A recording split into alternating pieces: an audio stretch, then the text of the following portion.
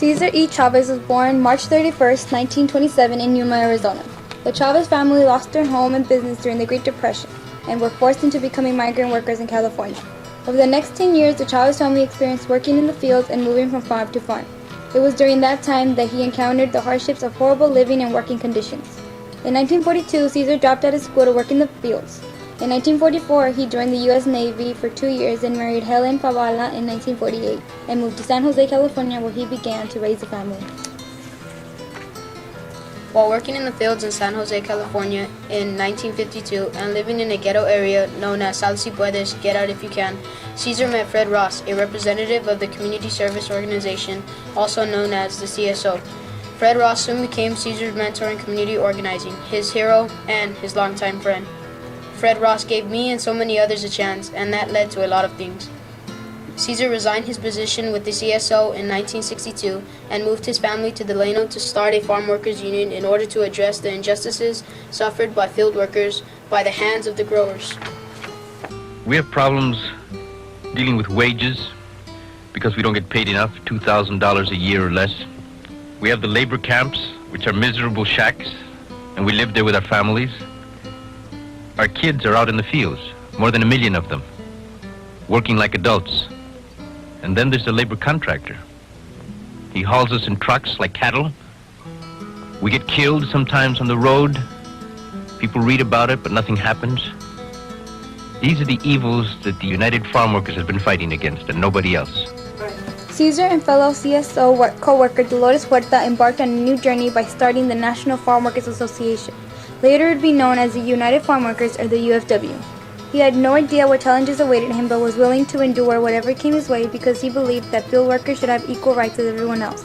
We hold these truths to be self-evident, that all men are created equal, that they are endowed by their Creator with certain unalienable rights, that among these are life, liberty, and the pursuit of happiness. These words, written by Thomas Jefferson and the Declaration of Independence, would have a positive impact on Cesar and would give him the motivation to fight for their God-given rights. We seek our basic God-given rights as human beings. My father was a humble man, quiet-spoken, and looked like any other man that worked beside him. He believed that all people should be treated equal, and that is why he fought against the injustices of not only farm workers, but for all people that were being treated unfairly. The purpose of Cesar's movement for a union was for field workers to have the right to sit down with the growers and negotiate a contract that would improve living and working conditions. Cesar believed that field workers had the responsibility of speaking their voice and fighting against the injustices that they had suffered. It was also the responsibility of the growers to recognize the issues of field workers and make necessary changes. Lastly, it would be the responsibility of legislation to pass laws that would protect the rights of field workers. In 1965, tension between growers and field workers exploded when Cesar, the UFW, and Filipino field workers decided to strike against grape growers because growers were not willing to fulfill their responsibilities in making sure that they provided good working and living conditions for their workers. La huelga, the strike, had begun. Grape growers began to use violence against the strikers with beatings, the spraying of pesticides, and hiring outsiders that would intimidate and harass strikers. On February 25, 1968, male strikers began to talk about using violence against the growers. Cesar refused to fight back with violence, and instead he decided to fast for 25 days, proclaiming that violence was not the answer. Cesar's reaction was to make sure that people had faith in God. And in order to overcome violence, we had to make sure that we worked harder without violence to get people to help us.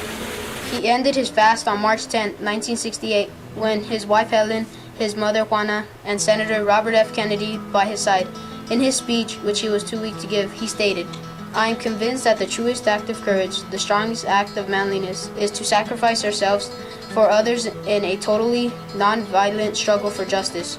In July 1970, after 5 years of the grape strikes, the Delano grape growers decided to sign union contracts with the UFW, a major victory for Cesar, the UFW, and the field workers. The peace between growers and field workers was short-lived. In 1973, the union contracts had expired and other strikes took place throughout California. These strikes were far worse than the Delano grape strikes because the violence had escalated. Picketers were harassed and physically attacked by members of the Teamsters Union and were arrested by sheriff deputies without any cause. Many workers that were trying to walk out on strike were prevented from walking out on strike by Teamsters with lead pipes, baseball bats, guns, knives, clubs, grape stakes, leather whips, and other dangerous instruments. Cesar saw how the picketers' civil rights were being violated, and he believed in the First Amendment, which stated the people had the right of freedom of speech and the right to assemble. And with that right came certain responsibilities from the government to protect the rights of the people regardless of who they were.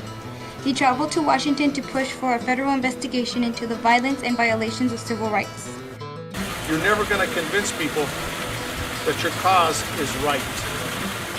And so that's what he taught us. And instead of using violence to force people to do something, you use the justice of your cause. The violence continued with the death of Naji Dafula on August 15, 1973. He was beaten with a metal flashlight by a sheriff deputy after leaving the UFW dinner meeting in Lamont, California. 2 days later, the Mexican community was rocked again with the death of Juan de la Cruz on August 17th in Arvin. De la Cruz was shot in the chest while on the picket line.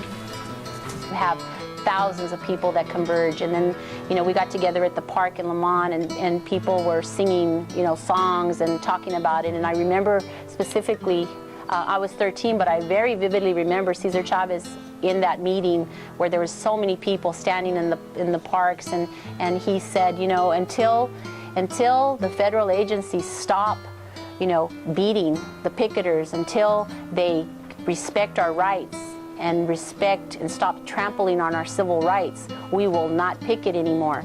Because he was disheartened. He was really disillusioned with the way things had gone. He felt very responsible. He felt it deep in his heart. After the violent death of Naji Dafula and Juan de la Cruz, Cesar suspended the grape strikes but did not give up his fight. Field workers were finally standing up to their responsibilities of voicing their grievances and not backing down regardless with what they were faced with.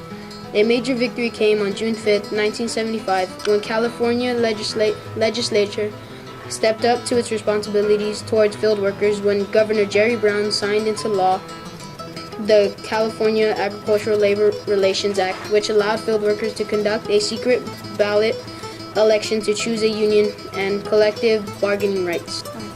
Cesar continued his work in fighting for the rights of field workers up until his unexpected death on April 23, 1993 in Yuma, Arizona.